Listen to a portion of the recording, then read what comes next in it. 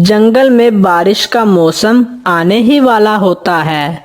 सारे पक्षी अपनी मौज मस्ती में घूम रहे होते हैं।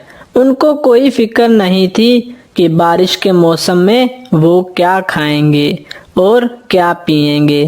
लेकिन उसी जंगल में एक टोनी चिड़िया भी रहती थी। टोनी चिड़िया बहुत ही ज्यादा अक्लमंद थी। पूरे जंगल में टोनी चिड़िया से ज्यादा कोई भी अक्लमंद नहीं था। टोनी चिड़िया बहुत ही ज्यादा चिंतित थी क्योंकि अभी बारिश का मौसम बहुत ही करीब था और सारे जंगल के पक्षियों ने अभी तक दाना जमा नहीं किया था।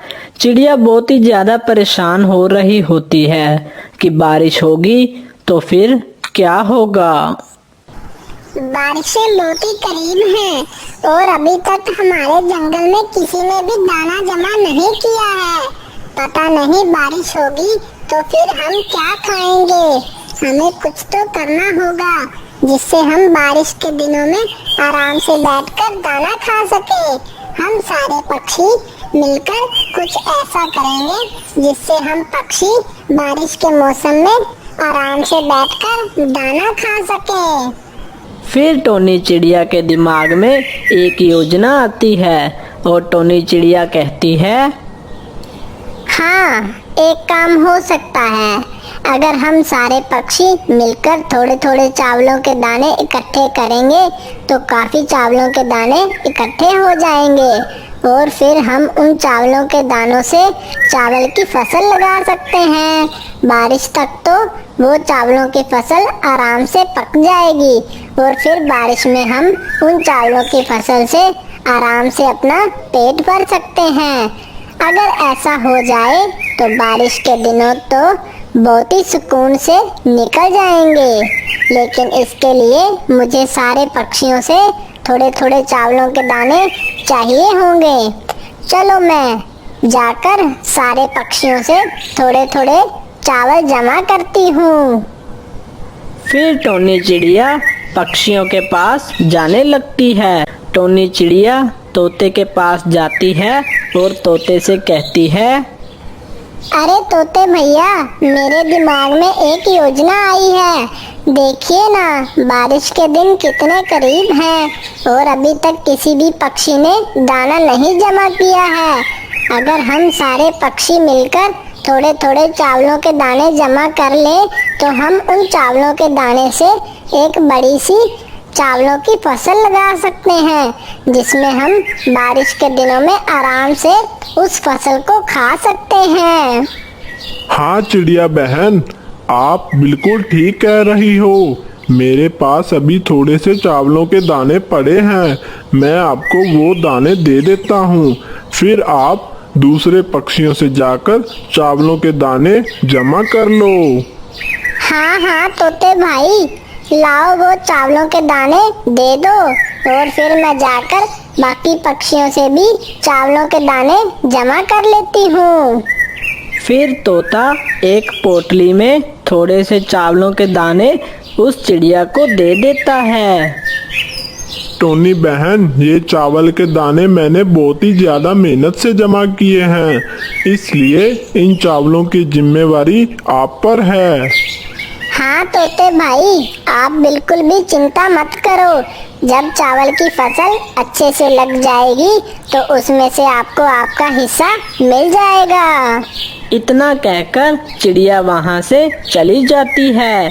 फिर चिड़िया बुलबुल के पास आती है और बुलबुल से कहती है, बुलबुल बहन, बारिशें बहुत ही करीब हैं, इसलिए मैंने एक फैसला लिया है कि हम सारे पक्षी मिलकर थोड़े थोड़े चावलों के दाने जमा करते हैं और उन चावलों के दानों की एक बड़ी सी चावल की फसल लगाते हैं और बारिश के मौसम तक तो वो फसल अच्छे से पक जाएगी और फिर हम उस फसल से बारिश के मौसम में आराम से बैठकर दाना खा सकते हैं। ठीक है चिड़िया बहन, आप कहती हो तो मैं आपको चावलों के दाने दे देती हूँ, लेकिन हाँ, मुझे मेरा हिस्सा बाद में जरूर चाहिए। बुलबुल बहन, आप बिल्कुल भी चिंता मत करो, मैं आपको आपका हिस्सा जरूर ला कर दूंगी। इतना कहकर चिड़िया बुलबुल से भी दाने ले लेती है और वहाँ से चली जाती है। फिर टोनी चिड़िया एक कबूतर के पास आती है और कबूतर को भी यही कुछ कहती है। चिड़िया कबूतर से भी चावलों के दाने लेकर वहाँ से चली जाती है। चिड़िया वो सारे चावलों के दाने अपने घोंसले में ले आती है और कहती है, चलो, अब सारे पक्षियों ने मुझे थोड़े थोड़े चावलों के दाने दे दिए हैं, बस अब कालू कौवा बचा है। मैं कालू कौवे के पास जाती हूँ और उससे भी थोड़े चावलों के दाने ले आती हूँ। इतना कहकर टोनी चिड़िया कालू कौवे के पास जाने लगती है। फिर टोनी चिड़िया कालू कौवे के पास आती है और कालू कौवे से कहती है, अरे चिड़िया बहन, क्या हुआ? आज तुम मेरे घोंसले में क्यों आई हो? कालू भैया, बारिशें होने ही वाली हैं, इसलिए हम सारे पक्षियों ने मिलकर एक फैसला लिया है। हम सारे पक्षी मिलकर चावलों के दाने जमा कर रहे हैं। जब दाने जमा हो जाएंगे तो हम सारे पक्षी मिलकर चावलों की फसल लगा देंगे और बारिश तक वो चावल की फसल अच्छे से पककर तैयार हो जाएगी और फिर बारिश के दिन में हम आराम से वो दाने खाकर अपना पेट भर सकते हैं। वो कालू कौवा बहुत ही ज्यादा चालाक होता है और वो सोचता है, अरे ये चिड़िया क्या कह रही है? मेरे पास चावलों के दाने तो नहीं हैं। मैं इस चिड़िया को क्या दूं? अब मैं क्या करूं? मैं इस चिड़िया को क्या बोलूं कि मैंने चावलों के दाने जमा ही नहीं किए? लगता है इस चिड़िया को भी कोई बहाना लगाना पड़ेगा। फिर कौवा टोनी चिड़िया को बहाना बनाते हुए कहता है, अरे टोनी चिड़िया, मैं तुम्हें चावलों के दाने नहीं दे सकता क्योंकि मैं अपने रिश्तेदारों के साथ एक चावल की फसल लगाऊंगा। ठीक है कौवे भैया, आप अपने रिश्तेदारों के साथ चावल की फसल लगा लो और हम सारे पक्षी मिलकर एक चावल की फसल लगा लेंगे और फिर बारिश के दिन यूं ही कट जाएंगे। इतना कह के चिड़िया वहाँ से चली जाती है। वहीं कालू कौवा बहुत ही ज्यादा चिंतित हो जाता है कि अब बारिश के दिन में कालू कौवा क्या खाएगा। ये टोनी चिड़िया तो बहुत सही कह के गई है। ये बारिश तो बहुत ही ज्यादा करीब है और अभी तक मैंने एक भी दाना जमा नहीं किया है। अब मेरे बारिश के दिन कैसे कटेंगे? मुझे कोई तो चाल चलनी होगी जिससे मेरे बारिश के दिन आराम से कट जाएं। फिर कौवे के दिमाग में एक योजना आती है और कालू कौवा कहता है, हाँ, मैं एक काम करता हूँ। सारे पक्षियों ने टोनी चिड़िया के पास बहुत सारे दाने जमा कर लिए हैं और टोनी चिड़िया आज तो फसल लगाएगी ही नहीं, वो कल लगाएगी।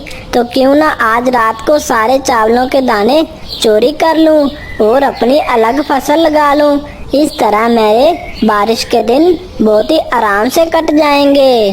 फिर रात हो जाती है। सारे पक्षी और टोनी चिड़िया सो जाते हैं। वहीं कालू कौवा टोनी चिड़िया के घोंसले में आता है और टोनी चिड़िया के सारे चावलों के दाने चोरी करके वहां से चला जाता है और अपने घोंसले में आ जाता है और कहता है, अरे वाह कौवे, तुमने तो बहुत ही आराम से उस चिड़िया के सारे चावलों के दाने उठा लिए। चलो अब जल्दी से जाकर इन चावलों के दानों को जमीन में बो देता हूँ। फिर कालू कौवा सारे चावलों के दाने जमीन में बो देता है। अगले दिन बहुत ही ज़्यादा जोरदार बारिश होने लगती है और वही टोनी चिड़िया बहुत ही ज़्यादा परेशान हो जाती है क्योंकि अब टोनी चिड़िया के सारे चावलों के दाने चोरी हो चुके होते हैं। अरे अब मैं क्या करूं? चावलों के दाने तो किसी ने चोरी कर लिए। अब जब सारे पक्षी मुझसे चावलों के दाने मांगेंगे तो मैं उनको क्या जवाब दूंगी? वहीं बारिश की वजह से कालू कौवे की बहुत अच्छी चावलों की फसल लग जाती है। और वहीं टोनी चिड़िया के घर पर बहुत सारे पक्षी जमा हो जाते हैं और टोनी चिड़िया से कहते हैं, अरे टोनी चिड़िया, तुमने तो अभी तक चावलों की फसल ही नहीं लगाई है। चलो हम सारे पक्षी मिलकर चावलों की फसल लगाते हैं। चलो, कहाँ है चावल? अरे तोते भैया, वो चावलों के दाने तो चोरी हो गए हैं। कल रात को जब मैं सो गई थी तो रात को कोई आया और सारे दाने चावलों के चोरी करके यहाँ से भाग गया। चिड़िया बहन, ये क्या कह रही हो? हमने कितनी उम्मीदों से तुम्हें चावल के दाने दिए थे और अब हमारे पास एक भी चावल का दाना नहीं है और हमें भूख भी बहुत तेज लगी है। अब हम क्या खाएंगे? हाँ चिड़िया बहन, अब हम यहाँ से जा रहे हैं और हम थोड़ी देर बाद वापस आएंगे और आप हमें चावल वापस करोगी, वरना हम आपके साथ बहुत ही बुरा करेंगे। हाँ चिड़िया बहन, तुम्हारे पास थोड़ा सा समय है, तब तक तुम सारे चावलों के दाने जमा कर लो और हमें वापस कर दो, वरना हम तुम्हारे साथ अच्छा नहीं करेंगे। इतना कहकर सारे पक्षी वहां से चले जाते हैं। टोनी चिड़िया बहुत ही ज्यादा चिंतित हो जाती है और टोनी चिड़िया कहती है, मैं अब क्या करूं? ना जाने किसने मेरे साथ चावलों के दाने चोरी कर लिए। अब जब सारे पक्षी मुझसे चावलों के दाने मांगने के लिए आएंगे तो मैं उन्हें क्या जवाब दूंगी? मुझे किसी भी तरह चावलों के दाने जमा करने होंगे। टोनी चिड़िया चावल जमा करने के लिए चली जाती है। जब टोनी चिड़िया जा रही होती है तो टोनी चिड़िया देखती है कि कौवा अपने चावल की फसल के पास बैठा होता है। टोनी चिड़िया फौरन उस कौवे के पास आ जाती है।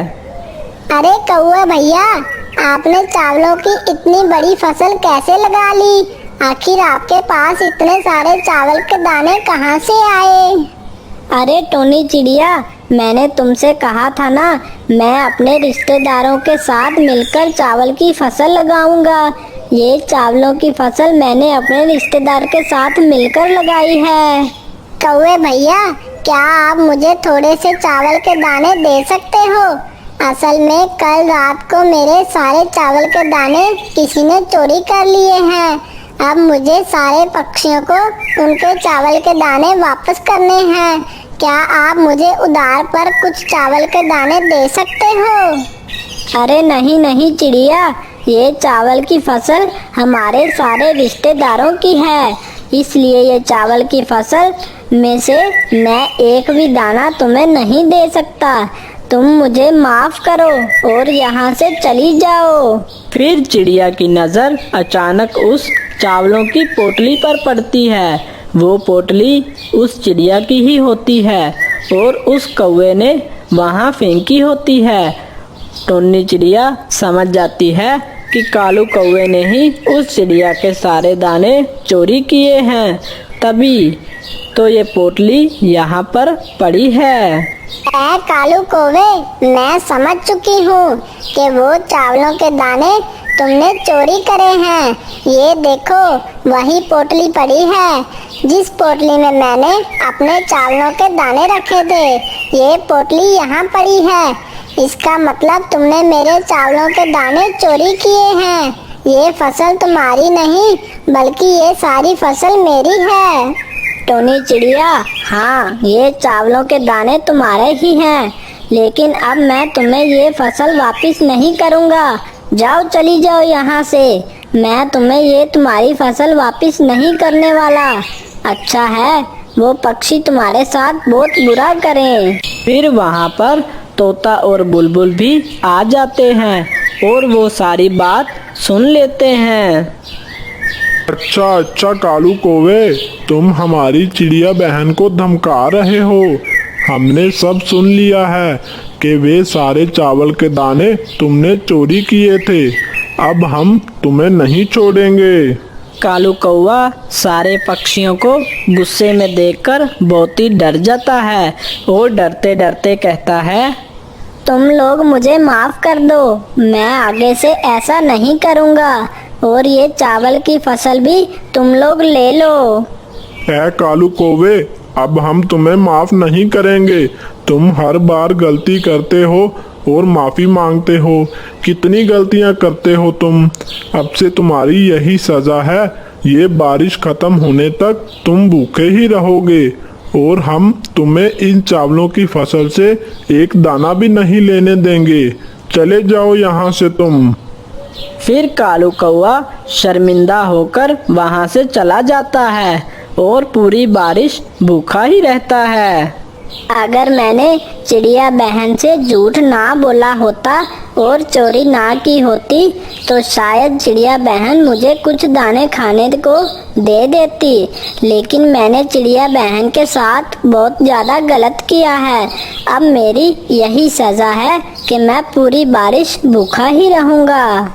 इस कहानी से हमें ये प्रेरणा मिलती है कि हमें ना तो झूठ बोलना चाहिए और ना ही चोरी करनी चाहिए, क्योंकि इन दोनों कामों से हमें नुकसान ही मिलता है। अगर आपको हमारी स्टोरी अच्छी लगी तो चैनल को सब्सक्राइब करना मत भूलिएगा।